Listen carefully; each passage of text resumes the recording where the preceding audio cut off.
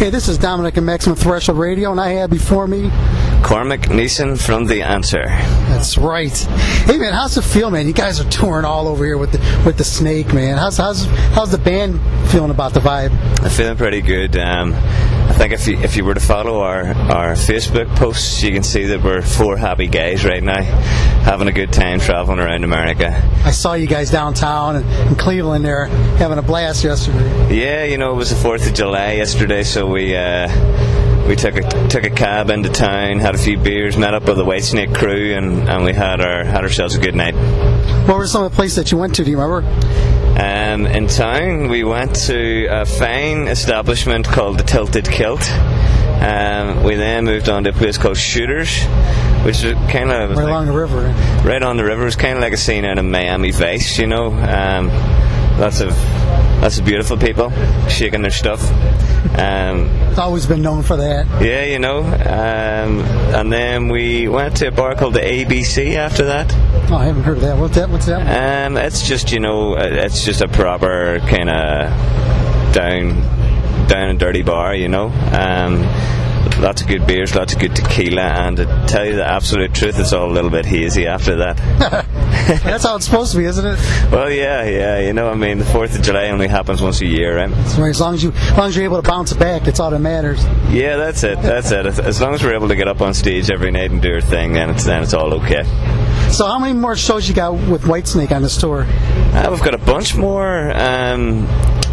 I know we head to Columbus after this. I mean, we're here for another 3.5 weeks or so, and a bunch of that time we'll be doing shows with Whitesnake. We're doing some of our own and a few festivals in between as well, so it's a really kind of well-balanced tour for us. Nice.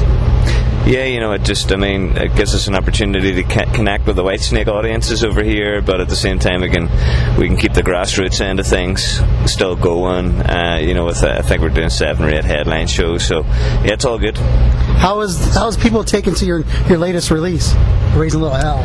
It's going down well, you know. We're playing a good few songs from the new record in the set these days, and you know, we get down into the crowd after the show and have a few beers, and a lot of people are coming up to us and saying, you know, just heard of you guys, you know, I'm gonna go and buy the record, check you out. And then, you know, the next day the Facebook page again is full of people with a lot of nice things to say about the record, so that feels pretty good. Yeah, I knew you guys, I heard the name before, but I really didn't get a chance to really check you out, so I watched Download Fest. I saw that, and you guys instantly turned me on to you guys. Cool. Then when I found out you guys run this, I was like, damn, this is like a treat. Yeah, you know, Download's one of those big festivals back in Europe that we play every couple of years, and it's kind of it's a really good reference point to see what's going on in the rock and metal world these days, and yeah, I'm glad to hear that people are finding out about our music, you know, via those channels. Yes, and you guys have been around for a long time. What's keeping the band together? Money and alimony. No, I'm only joking. I believe that, though. No, we're, you know, like the 4 of us guys, we formed this band as kids. You know, we don't really know how to do anything else, so we're very lucky that people still want to come down and watch us play and buy our music. And as long as our fans are sustaining the band, then we're going to keep on going. You know. Are you planning to play any of the festivals that are in the States left? We did a good one the other day there, Summerfest in Milwaukee. It was a big old festival, caught a lot of good bands as well.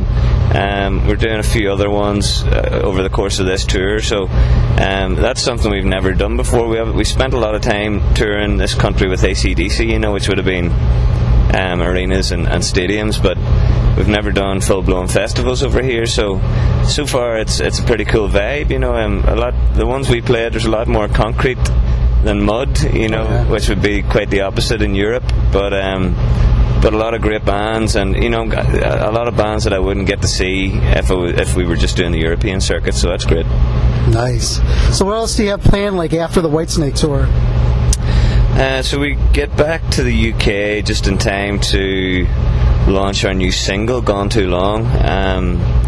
We're doing a really intimate kind of 400 capacity club in London in the West End. and we'll just invite a load of friends down and have a good time and launch the single. And then we've got a bunch more European festivals to do over the course of the summer. Then after that, I suppose we'll probably take a little bit of time to clear our heads, maybe think about doing some more writing for the next record, and we'll reassess. Nice. Which shows are you looking forward to hitting this year in the States here? Honestly, I'm looking forward to them all. We're playing a lot of major cities, but we're playing some other towns in between. We're going to Columbus tonight. We're going back to St. Louis. A lot of ground that we've covered with AC/DC. So I'm just looking forward to following up on all that tour. And we did 5 odd years ago. Just to see if anybody still remembers it. Yeah. What does the family think about you still being with the band and doing this? Well, again, it's always been a part of my life. Ever since since I was 18. So it's just been one of those constants. And my family. I've been pretty tight with my family and friends back home, and they all appreciate what we're trying to do.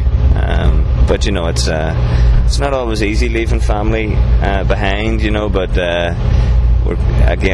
we've been doing it so long now. It's just part of our lives. You just deal with it. How does it feel to do that? Is making something that you really love part of something that's your job?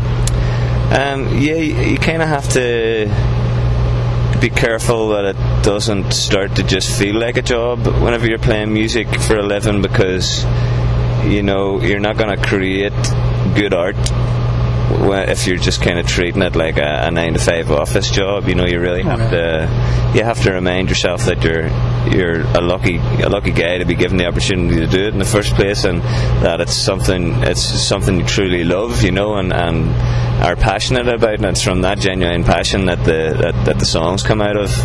So while it's a job, it very rarely feels like one. Gosh, just a couple more things here. I want to let you get going. But how can people get hold of your music? You can get it online, on iTunes. You go to the website and order the record via theanswer.ie. But we're very active on our social media, our Facebook, The Answer Rocks page, Twitter. So there's plenty of ways of accessing not just the records, but lots of other cool stuff. We're regularly posting acoustic versions of songs, and down the back of the tour bus, and little snippets of information about where we are and what we're up to next. So feel free to get in touch. Nice. Can you do us a quick favor? Sure. Can you do a promo ID for a radio show? Just say your name, the band you're with, or listening to Maximum Threshold, and throw something crazy out at the end of it. Don't put no thought into this. Okay. So this is Cormac, lead singer from The Answer. You're listening to Maximum Threshold. Tune in and rock out, baby! Perfect.